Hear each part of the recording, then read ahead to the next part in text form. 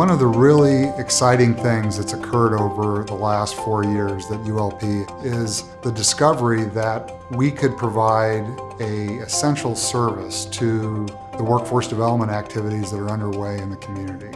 You have a common theme for companies that are here in Southern California, that it's hard to attract adequate talent. Our position is, rather than attracting new talent to the area, we need to develop and grow the talent we have.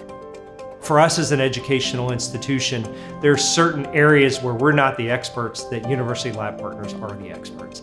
And so through the program, students are actually able to have that interaction with industry folks, start to do real work themselves. And I think more importantly, the students are learning higher ability, or what we used to call soft skills, through the ULP program that they would not be getting in a traditional STEM class just at the high school. These STEM education programs really help students move forward in their careers by helping them get into other programs such as college, getting into their first level job. Most of these courses you're working in groups, you're creating endpoints such as posters or pitch decks. So this is a great place to work on those skills. The classes at ULP have been very practical for me, both in my role as a college student and a research intern in a biotech company. I first learned basic cell culture techniques, such as counting the number of cells right here at ULP.